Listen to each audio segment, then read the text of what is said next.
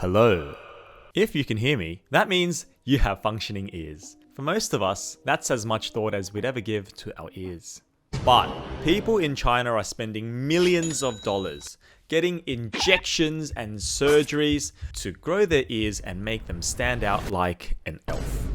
For young women in China, this has become the new standard of Chinese beauty.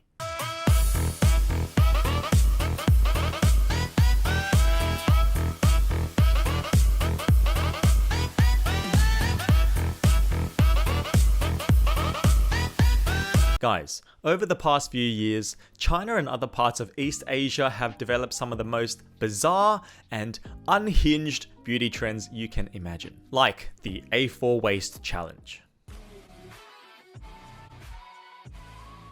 or leg lengthening surgeries,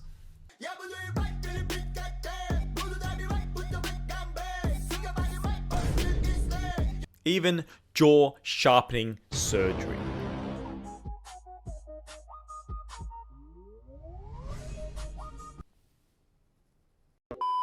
Unfortunately, I can go on and list all day, but you get the point. Let me introduce you now to the next Chinese cosmetic crisis: elf ear surgery.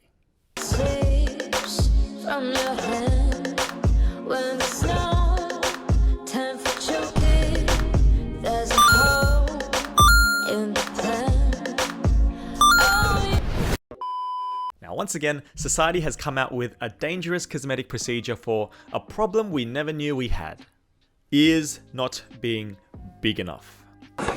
What? I hope you heard that. The goal of elf ear surgery is quite simply in the name: to make your ears bigger and stick out more from the side of your head. Just like the ears you see in elves, anime characters, celebrities, and even your favorite K-pop idols. Now, the idea is that having larger, more protruding ears makes them more visible from the front. Netizens believe this changes the proportions on your face, creating the optical illusion of a narrower jaw, a smaller face, and a more youthful appearance. Who knows? You might even get recruited to join the Fellowship of the Ring. Jokes aside, this trend of enhancing your ears has exploded online with hundreds and millions of views across Douyin, Xiaohongshu, and other Chinese social media platforms. And to nobody's surprise, whenever young people develop a new insecurity, the cosmetic industry rises to the occasion. Hundreds of beauty clinics start offering these procedures to the public. Hi, how are you? I never thought I'd hear myself say this, but please come in. Now, obviously, it's because these beauty clinics are so thoughtful and caring for their young people that they're willing to do whatever it takes to help these women feel better about their appearance. Now, I don't claim to be an expert in anatomy. This is how I currently visualize the human body. But for the anatomically challenged people out there like myself, there are two ways of getting elf ears. Number one, you rock up to your licensed or unlicensed clinic, who the f knows at this point, and then you get injections of hyaluronic acid filler into the upper portion of your ear. This apparently pushes the ear forwards, which gives it the look where they stick out more on the side. To my understanding, you're basically inflating your ears as if they were a bicycle tire.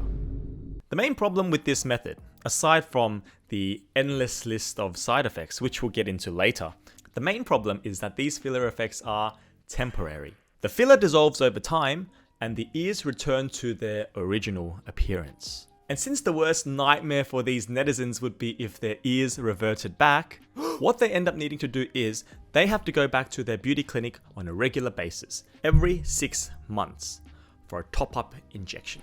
Music to the doctor's ears. Here comes the money. Think of it as a Netflix subscription for your ears, but instead of $200 a year up tops, you're looking at over 10,000 yuan per jab.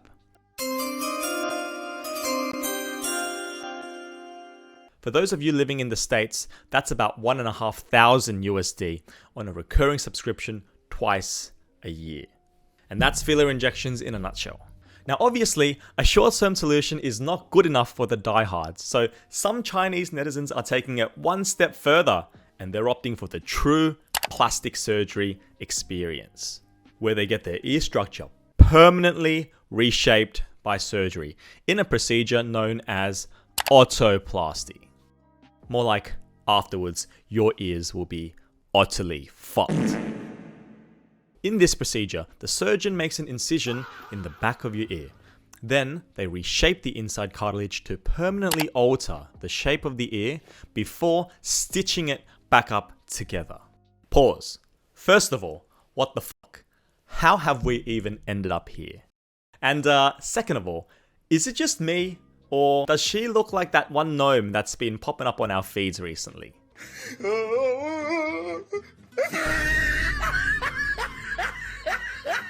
Sure, I can appreciate that look. Gets worse. In some cases, doctors will literally take a piece of cartilage from another part of your body, like the ribs, and implant that into the ear. All this for a centimeter of ear protrusion. Stop it. Get some help. We are so cooked. Influencers love to promote these ear injections and surgeries as a quick lunchtime procedure, but most of them tend to leave out the less glamorous parts, like the post-surgery recovery, or the risks and side effects. Now, aside from the fact that after the procedure your ears look mummified, people are still looking at many months of uncomfortable recovery. First off, no headphones, no glasses, and no piercings. I'm not actually going to take it off, I just got this a week ago. But you get the point. And also, no sleeping on your side. I don't know, man. If I was ever thinking about having an ear surgery, those restrictions would be enough to convince me to get the fuck out. And also, your ears are not just an accessory on the side of your head, it serves an important function. And it's filled with cartilage, blood vessels, and a surprising number of nerve endings. So don't even get me started on the list of side effects and possible complications. Aside from temporary pain, you have the possibility of developing swelling and bruising, which is actually quite common. Not to mention the severe risk involving blood vessels and tissue damage if the injections are done incorrectly, or life-threatening infections, or even vascular occlusions, because these filler injections do have the possibility of obstructing your blood flow. Who would have thought going to some mystery doctor and getting some mystery goo injected into your ears could have some serious complications?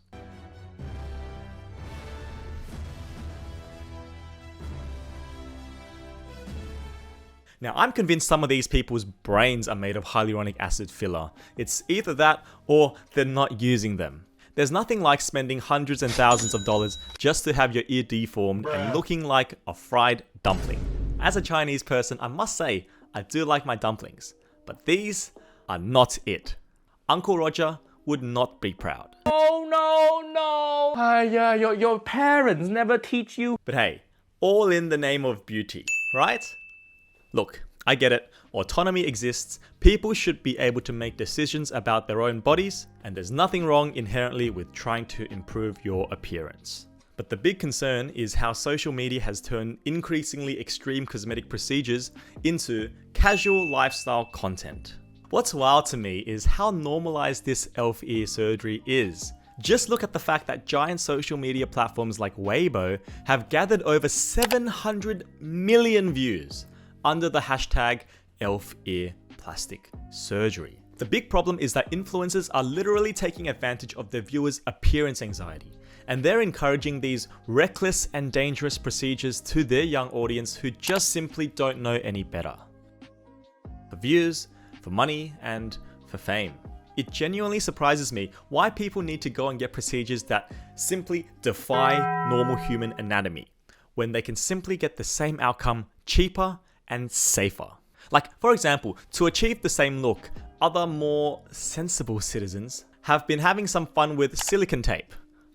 this thing and stick this tape behind your ears to make them stand out. This is a fun, non-permanent way to play with your looks because some people do actually get fillers for this. A much cheaper, a much safer experiment. Others have been using a small clip, for example, behind the ear just to push it forward. Like, just do that, guys. You should not be consuming aesthetic medical procedures like you consume McDonald's. Look, China's elf ear obsession is a perfect example of why we need to take a step back and rethink our decisions carefully. It starts with a choice between a temporary filler injection with serious complications or a permanent surgical procedure with the risk of lifelong deformities. Surgeries like this elf ear one don't grow popular overnight. They're supercharged by social media, and then they're ultimately monetized by an industry that profits from turning insecurities into business opportunities. Yes, there may be some people that end up with a successful surgery and end up happy with the outcome. I'm not here to dispute that. But if you're a perfectly functional human being, then what you risk in your own health and future quality of life is worth more than whatever cosmetic benefit you're trying to achieve. That's my 2 cents. At the end of the day, it's a really steep price to pay just for an optical illusion. You're not actually changing your face. You're changing the scenery around it.